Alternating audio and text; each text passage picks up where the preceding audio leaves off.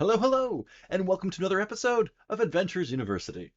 And today we're going to discuss the forms that your lore can take. I mean this in the sense of what does it look like? How does your audience receive it? Things like your adventuring party in your roleplay game, they come across some lore. What do they come across? Is it a book, an ancient tome that they have acquired from the clutches of a uh, dead librarian in an ancient city?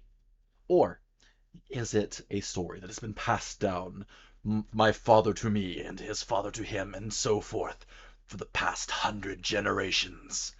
This tale of epic things, whatever the case is. It can take all kinds of different forms. Now, sometimes it doesn't matter what form it's in, as long as your players or readers get it. That's what matters. So, have some random person come up to you. Have you heard the tale of the flying bison? They drank this mystical red liquid. This said, you should still have the form of your lore in the back of your head somewhere. I say this because maybe it's a cultural thing.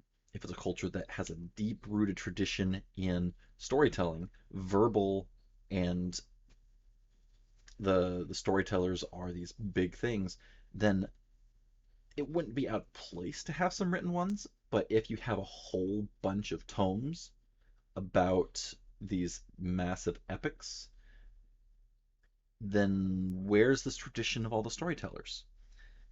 Might make more sense to have someone who is practiced, a shaman or a uh, bard or something along those lines, who is well versed in all the different lore aspects. If it's a role playing game, it could even be a quest giver or a quest to obtain the lore.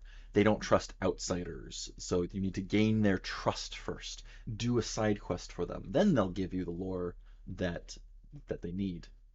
It could also be a element of technology. Like if it's from ancient Egypt, they're not going to have holograms or uh, TV, anything like that. They're not going to have a documentary that tells the story of such and such. And speaking of documentary, that's part of form as well. Is it in the style of it did this, it did that, they did this, they said that, or is it a epic tale? Beowulf, I don't actually know Beowulf and I didn't look it up, but is it in a poem? Is it dramatized? Is that a word?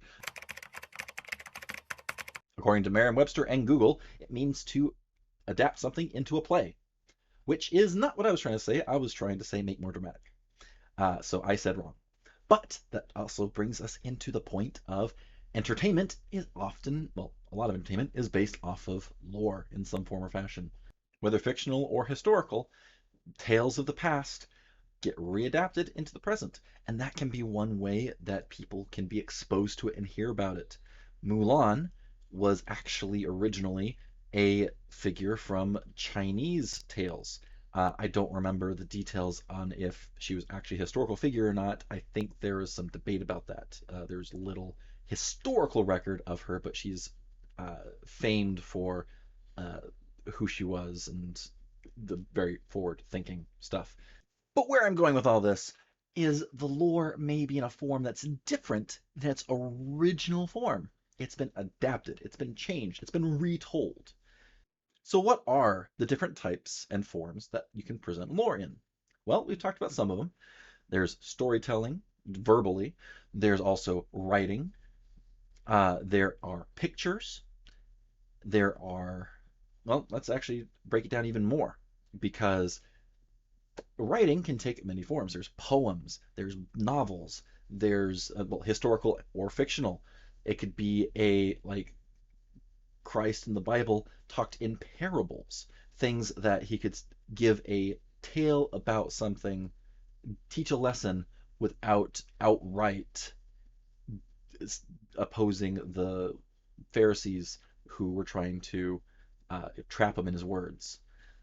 Like The law says this.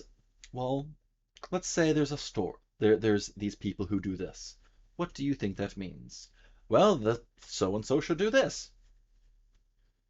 So there's the different forms of writing. There's the different forms of storytelling. There's different forms of acting. You could have plays, movies if it's more modern, holograms if it's, again, more modern, futuristic, or magic related. Speaking of magic, it could be a spell. It could be recorded somewhere as a, like in Dungeons and Dragons, there's the magic mouth spell where you can leave a recording for either a specific person or just the first person that comes by, and it repeats something or says something. Maybe it has a warning written into it saying, "Don't do this. The boogeyman is out to get you," or someone more specific than the boogeyman. With art, you can go the route of pottery, especially when you consider ancient art. Anything that is artistic in nature can have lore tied to it. You can have a fork. The dinglehopper is tied to the lore. You just have a little piece of, like, we talked about in another video, how there's this maybe culture that respects and honors bulls. The animal, not bull, but the if you have all the spoons and forks and such be have some kind of bull-like features to it that can add to the importance. Like if you see a picture here and there of a bull, that might clue them in a little bit, but as soon as you start having the utensils being this representation, then everyone's like, I think there's something here. Maybe. But then there's also things like the murals. Ancient civilization has this massive piece of art, maybe degrading a little bit, and you walk past, and it's this massive tale going from left to right or right to whatever the orientation. It's a tale of this massive battle or the civilization as it rose and fell, and it depicts everything. Maybe it's a graffiti. You'd have a the massive mural is made, but then someone more recently than that, but still ancient, draws a bit of uh, propaganda on one part of it, where they really didn't like the emperor, so they put, obviously not part of the mural, like horns and a tail represent he's like a devil, or maybe they make him on fire, or uh, cover up his head and paint a fake another head in someone's hand or something. It's a little bit more dark, but uh, it depends on the type of tale that you're telling people. So, with all this in mind, let's go back to what we were talking about at the beginning, where the culture may dictate what kind of uh, form it takes, and also what is the way that the people actually receive it. So, a ancient individual does X, Y, and Z, and you need that lore portrayed to your players or your readers. But it was written in a on these stone tablets, which are in a museum somewhere. The way that these people learn about it is they actually pass someone who is giving a play out in the middle of nowhere, or not middle of nowhere, in front of them, like on the street. So they're getting tips and such. They're a local or traveling bard who has taken ideas from different things. So this bard has a dramatized version of this tale written on the tablets. Maybe that's enough for what you need in your story, but then it can also lead to, well, we need a little more detail. Well, I'm sorry, fellows, but I only got what I needed. I got inspired by the story. I wrote down my own notes. I don't know the details of it, unfortunately. I'm sorry. So then the people have to get the location of this original set of tablets, go there, and they're able to see it for themselves and get the details they need from it. But at the end of the day, does it really matter? Does it really matter how you tell the story, how you get this information to the players? Yes, it does. And here's why. Because it can make or break immersion, and it can help enhance or take away from the experience they have of gaining this knowledge.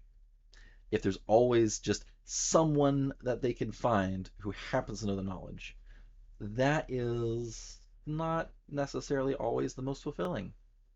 The changing it up a little bit, having it culturally applicable, having it be a meaningful experience.